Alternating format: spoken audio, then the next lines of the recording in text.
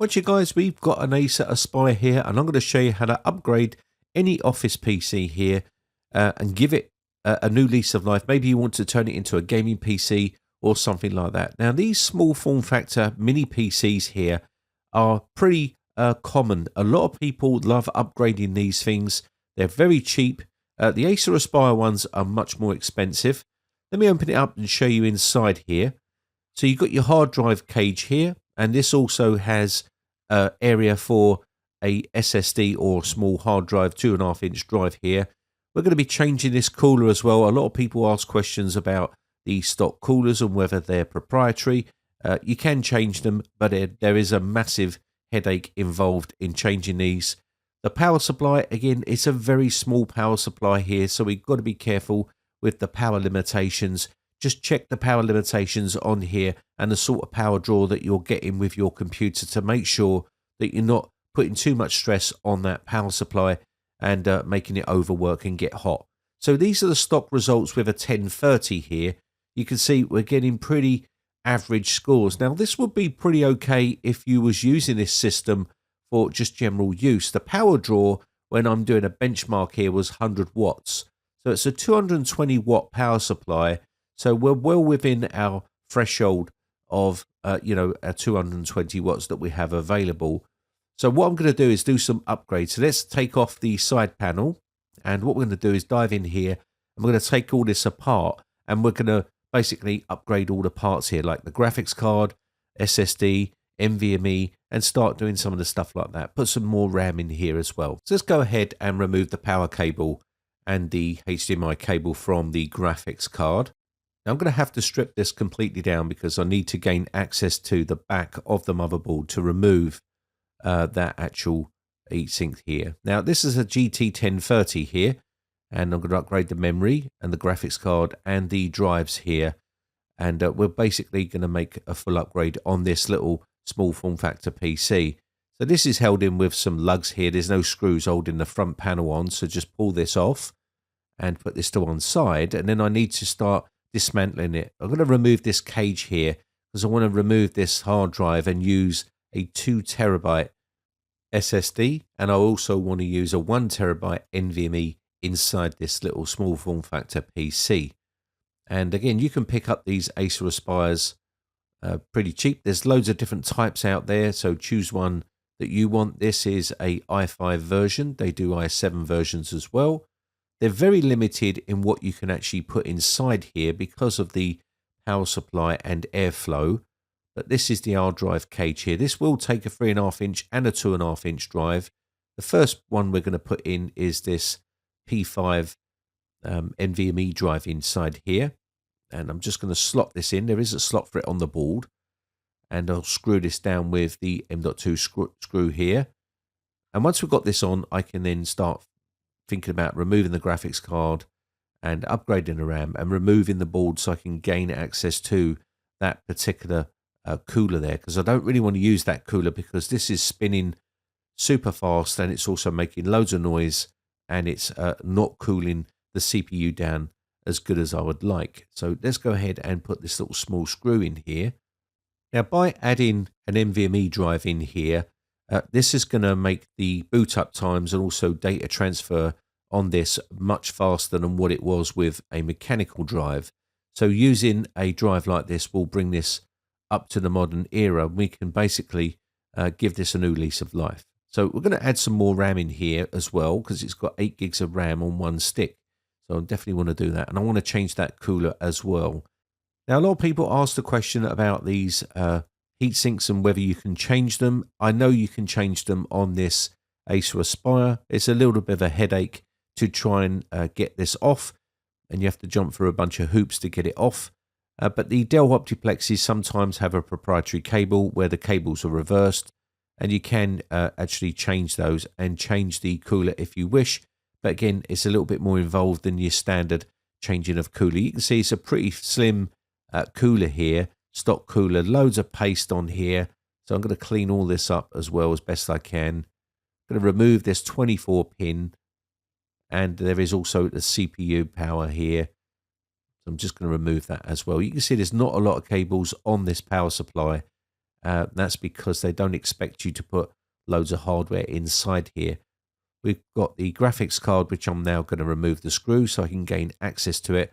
Just wondering whether I'll be able to put a more powerful graphics card in here, because the GT 1030 is probably 100 watts draw on here, which you see earlier on. So it's passively cooled. They do get very hot because of the nature of these cards. There's no airflow inside these little small form factor PC. So bear in mind, if you're going to be using this for gaming, there's two key areas you need to look into before you consider buying a small form factor PC.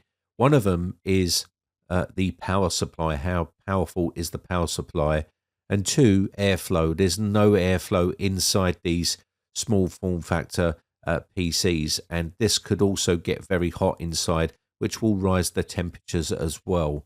We've got 3 SATA ports on the board here as well, which means we can utilize these for, say, you can see CD-ROM drive there, slim one of those, or you can put in more drives if you wish. But remember the power draw. If you're putting a more bigger graphics card in, more powerful graphics card, that's going to up the power draw as well.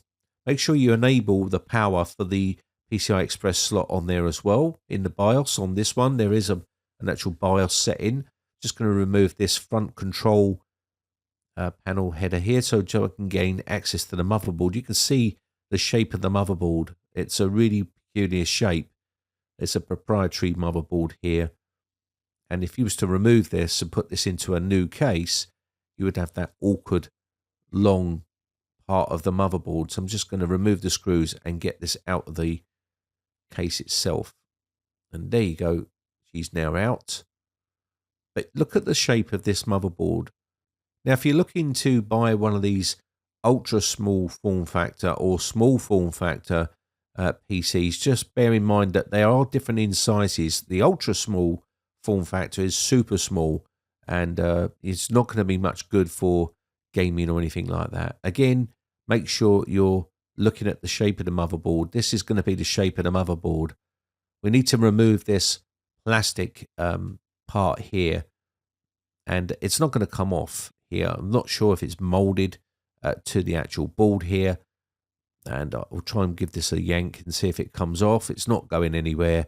So what I'm going to try and do, I can actually see a screw on the main top part there, which is the actual plate for the CPU. This is the cooler we're going to be using here, the Alpine 12CO, which is continuous operation here. These are a great upgrade for these small form factor PCs here, and this will give this an added cooling and better cooling than what's actually on there right now. And but we're just going to have to do some some modifications to try and get this off so we can use this cooler. Now the cooler will have some sort of clip system where you push and clip it down, but we can't use that at the moment because the back plate is still on there, which has screws on it. So this is the type of cooler that you're going to be using for these, and you can use some of these for the Dell Optiplexes as well. You just have to modify the power cable, but yeah, you can use coolers like these, and this will be an added cooling for this particular type of CPU here, especially if you want to get it as cool as possible. And these are pretty cheap, around about £10, £12 or something like that for a cooler of this magnitude is pretty good. So you can see here, what I'm going to do is I'm going to need some sort of Torx screwdriver to remove these big 3 screws here to loosen it up so I can get the back plate off. It is going to remove this CPU holder here, so be careful when removing this. Now I could give this a good yank to see whether it's glued on there, but I don't want to go putting pressure on the motherboard, so I will release these, and it should release the whole back plate here once I do that. So let me go ahead and do that right now. I'm just going to get my wrench set out here, and we'll just loosen these off. It's not magnetic, as you can see there. Try and get yourself a magnetic one because it saves you a load of hassle. So I can hear all the experts right now. Put the motherboard onto the bench. Yes, you can do that. I'm just not putting a lot of pressure onto this screw. So I'll be perfectly fine. Done quite a few of these. You should see the back plate is now dropped out, and we need to put those screws back in a second, but you can see it's all molded here. And this is what you have to be careful of. But the metal bit in the middle here looks like it's got some form of fixing on here. Let me have a closer look to see whether I can pry this off. And I can see there is actually that black stuff, the black tape holding this on. So if I just pull this, it will come off. Now, I didn't want to do this when it was on the board, just in case it puts too much pressure on the board. But just pull this off, and you should now have the back plate off. And you can put that to one side, and you can either remove all of this tape, or you just flip it around the other way and stick this down to the board if you wish. Either way will work perfectly fine. So I need to put the screws back into the metal plate here. This is what holds this all together. And you can see the sort of hassle that you have to go through to, basically change the cooler. And it's an absolute nightmare for some people that don't understand how these things work.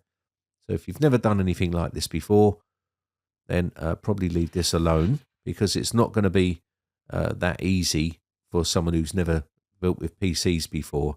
So I've now got this slipped through the front panel and slipping this back into its case. Make sure the cables are free, and we're going to basically screw this back down. And I've already tightened off the CPU part again, so that's already in there. And all I need to do now is go around and tighten all the actual screws down here. Be careful there, you can see that screwdriver pushing on the RAM slot there. You don't want to break that. And once we've got this done, we can continue with the upgrade process.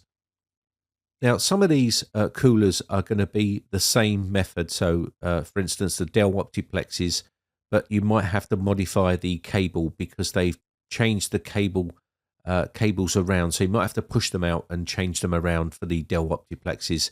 The Acer Aspire, I'm hoping, hasn't done that, and I'll test that when I get it all put together. So let me just put this RAM in here. This will give it a bit more RAM, and we should have a fair bit of RAM in here now, enough for this system.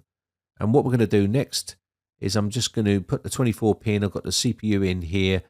Just need to put in a couple of cables here, the power button cable, and we can upgrade the cooler, and we can also put in here the cage and our SSD in here as well.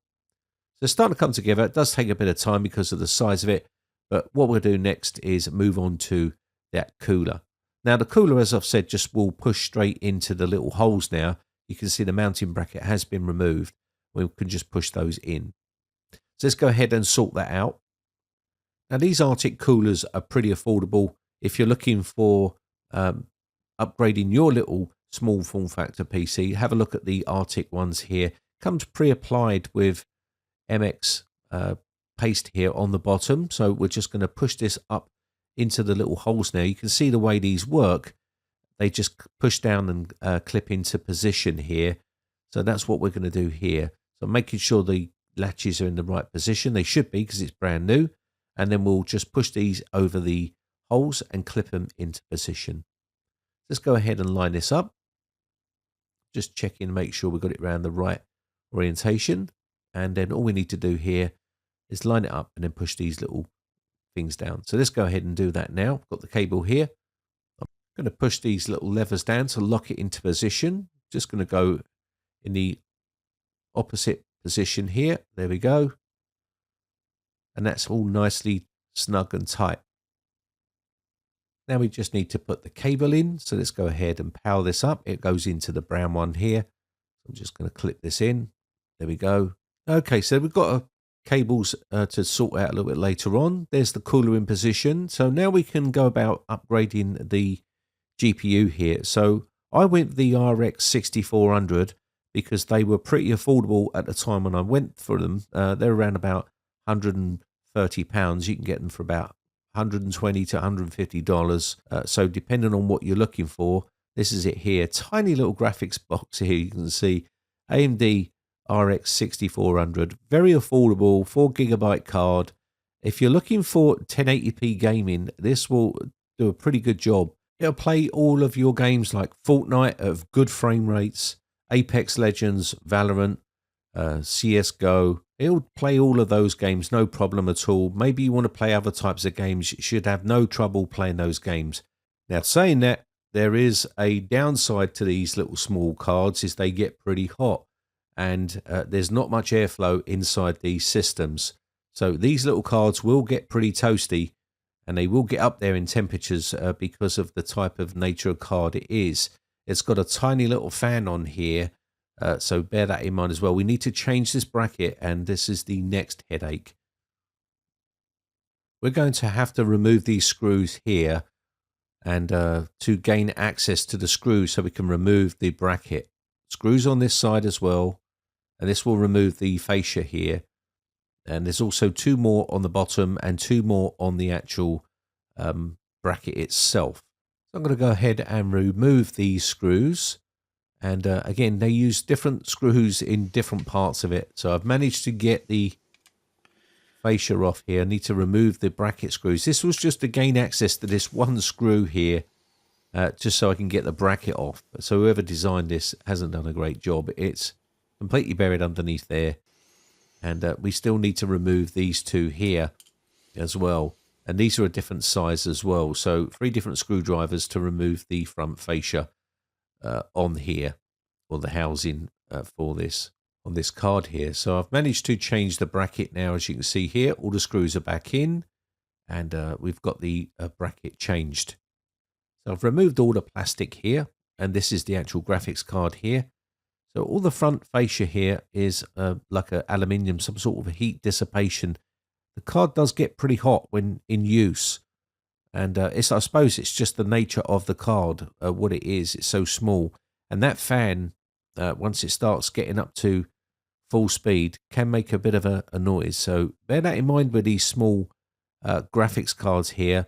They're pushing the boundaries with these types of cards. You're getting quite good performance, but they do get pretty hot, and they do get pretty loud. So I just need to screw the graphics card down. Now, before you go out and buying a card like this, look at the power draw, and also look at the heat and how you can dissipate heat from that particular type of case that you've got here. There's no airflow inside here, so you might have to put a fan on the side panel or something like that to try and get some airflow inside here to keep the temperatures at a reasonable temperature, because once that card starts getting hot, it's going to get pretty toasty in there. So I'm going to be putting in this 2 terabyte SSD in here. Now I'm going to be adding in this drive here on the hard drive cage here, and this will give us room for another 3.5-inch drive, which will give us more room for storage for games and things like that. So this is the actual drive, pretty decent drive, good data transfer speeds between the NVMe and this SSD. I could actually put it down here if I wanted to, and keep the drive cage out of here if I wanted to. And but I'm going to probably put the drive cage back in here so we can add more in. You could use something like this sticky pad here as well. So let's go ahead and get the hard drive in here and sort it all out. I've got the SSD here. What I'm going to do is flip this over and get this mounted back inside here. I've only got 2 screws in here, but that is plenty to hold an SSD here. So that is the hard drive cage back in. I do have room for more storage if I wish. And again, I can always add in another drive here if I wanted to. Remember, there is only 3 SATAs on the motherboard here, so we're using one of them here. So it leaves me 2 more here, so I can put another 3.5-inch and also another SSD in there if I wanted to. We've got the graphics card in here. This is going to obviously cause a bit of heat inside this small form factor case here. So bear that in mind before you start thinking about doing something like this. This is the actual power supply here. We need to make sure there's enough power capable of running this system, and I'll be testing it and making sure it doesn't get too hot inside here. But let's take a look at our benchmarks to see the sort of results we can expect with this upgrade. And you can see the results are massively different compared to its predecessor. So we have managed to basically make a small form factor gaming system here. This will play Fortnite and all those games that people like to play with a small form factor system, and these are pretty affordable systems that you can pick up nowadays. That score is pretty impressive. compared to what it was previously. And I'll show you them side by side so you can see the differences. The power draw on this was around about 100 watts, the same as it was before with the other graphics card once I started benchmarking here. So I've not gained any more power draw with this card, which is pretty amazing, really. So technology is moving forward and we're drawing less power. So that means you could actually do something like this. But there is a downside. It got super hot inside that case because that card was kicking out so much heat. So if you are looking at something like this, cooling is going to be essential and you need to look into that. But you can see the differences in scores. Pretty impressive scores there for the RX 6400. Again, you have to take into account the temperatures as well. It didn't overheat the CPU or anything like that. Just the graphics card got pretty hot and it was causing a lot of heat build up inside of the case. Now, over a prolonged period, that could cause problems later on down the line for overheating and things like that. So bear that in mind if you're looking at doing a project like this. So your main goal, if you're doing a project like this, is making sure the power supply is not getting too hot and it's not overheating with drawing too much power. The other problem you've got is making sure the CPU and the GPU and the overall computer is not getting too hot where it's going to start heating up things. I should imagine over a long period of time playing games with this RX 6400 in this particular build, there would be a few heat issues later on down the line. So I wouldn't recommend people go out and do it, in my personal opinion. It was a test that I just wanted to test for myself. And let's face it, these small form factor PCs weren't really designed for gaming. So you have to bear that in mind as well. And again, you don't want things getting too hot in there because it could cause problems later on down the line. You could end up with overheating issues. But pretty impressive scores here. You would need to get some sort of airflow in there, in my personal opinion, if you want to use this sort of setup. If you want to see some temperatures about the GPU and things like that, let me know in the comment section below and I'll make that video for you. My name has been Brian from briteccomputers.co.uk. Hope this video has been some sort of help to you. Happy New Year, everyone. And I shall see you on the Discord server for a chat, or I'll catch you in the very next video. Just want to say a quick shout out to all my YouTube members. I appreciate the support and I will see you in the next one. Bye for now.